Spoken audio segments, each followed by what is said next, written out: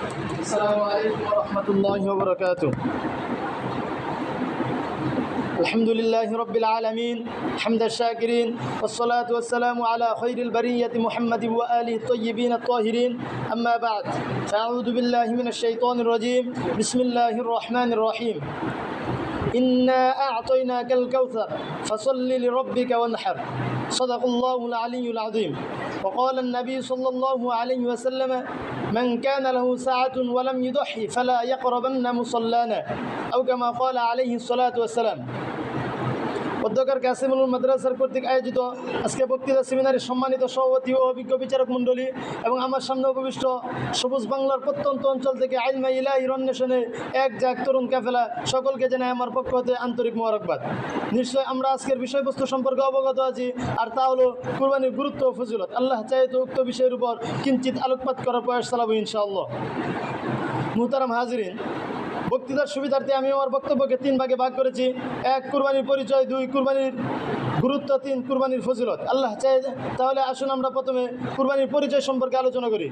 কুরবানি হচ্ছে একটি আরবি শব্দ, যার অর্থ হচ্ছে ত্যাগ, উৎসর্গ, নৈকট্য লাভ। আর পরিভাষায় কুরবানি বলা হয় নির্দিষ্ট দিনে নির্দিষ্ট সময়ে আল্লাহ তাআলা সন্তুষ্টি লাভের উদ্দেশ্যে নির্দিষ্ট পশু জবাই করা, যার সূচনা শুরু হয় হযরত ইব্রাহিম আলাইহিস সালামের জীবনের সন্ধ্যালগ্নে। হযরত ইসমাইল আলাইহিস সালাম যখন 6 বছর বয়সে উপনীত হয়ে হাঁটতে, বলতে ও হাসতে শিখেন, তখন আল্লাহ তাআলার আদেশে কুরবানির প্রচলন শুরু হয়। হযরত ইব্রাহিম আলাইহিস সালামকে তার প্রিয় পুত্র ইসমাইলকে জবাই করার আদেশ করেন। তখন ইব্রাহিম আলাইহিস সালাম তার পুত্রকে বললেন: ইয়া বুনাইয়া ইন্নী আরা ফিল মানামি আন্নী আযবাহুকা ফানজুর মাযা তারা। হে আমার প্রিয় পুত্র, আমি স্বপ্ন দেখেছি যে আমি তোমাকে জবাই করছি, তোমার কি মত? তখন হযরত ইসমাইল আলাইহিস সালাম বললেন: ইয়া আবাতি ফাআল মা তু'মার সাতাজিদুনি ইনশাআল্লাহু মিনাস সাবিরিন। হে বাবা, আপনাকে যে বিষয়ে আদেশ করা যে আপনি তা পালন করুন, আপনি আমাকে ইনশাআল্লাহ ধৈর্যশীলদের মধ্যে পাবেন। মুহতারাম হাজিরিন, এবার আসুন আমরা কুরবানির গুরুত্ব সম্পর্কে আলোচনা করি। কুরবানি হচ্ছে আল্লাহ তাআলার একটি বিশেষ বিধান। তাই তো আল্লাহ তাআলা ইরশাদ করেছেন, ফাসল্লি লিরাব্বিকা ওয়ানহার। আপনি আপনার প্রতিপালকের স্মরণে নামাজ এবং কুরবানি করুন। নবী করিম সাল্লাল্লাহু আলাইহি সাল্লাম কুরবানির গুরুত্ব সম্পর্কে ইরশাদ করেছেন, মান কানা লাহু সাআতুন ওয়া লাম ইউদহি ফালা ইয়াকরাবান্না মুসাল্লানা। যে ব্যক্তি কুরবানি করার সামর্থ্য রাখে আর সে যদি কুরবানি না করে, তাহলে সে যেন আমাদের ঈদগাহে না আসে। নবী করিম সাল্লাল্লাহু আলাইহি সাল্লাম অন্য এক হাদিসে ইরশাদ করেছেন, ইয়া আইয়ুহান নাস ইন্না আলা কুল্লি আহলি বাইতিন ফি কুল্লি আমিন আদহাতান। প্রত্যেক ব্যক্তির উপর বছরে একবার কুরবানি করা ফরজ। উপরোক্ত আয়াত ও হাদিস থেকে কুরবানির গুরুত্ব দিবালোকান্নি স্পষ্ট হয়ে গেছে। তাই এবার আসুন আমরা কুরবানির ফজিলত সম্পর্কে আলোচনা করি।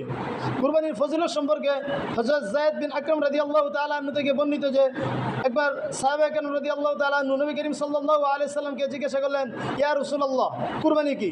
নবী করিম সাল্লাল্লাহু আলাইহি সাল্লাম তাদের সাহাবায়ে কেরামের উত্তরে বললেন, কুরবানি হলো তোমাদের জাতির পিতা ইব্রাহিম আলাইহিস সালামের সুন্নাহ। তখন সাহাবীরা আবার জিজ্ঞাসা করলেন, ইয়া রাসূলুল্লাহ, কুরবানিতে আমাদের জন্য কি কল্যাণ রয়েছে? সাহাবীরা নবী করিম সাল্লাল্লাহু আলাইহি সাল্লাম বললেন, প্রত্যেকটি পশমের বিনিময়ে তোমাদের জন্য রয়েছে একটি করে নেকি। সুবহানাল্লাহ।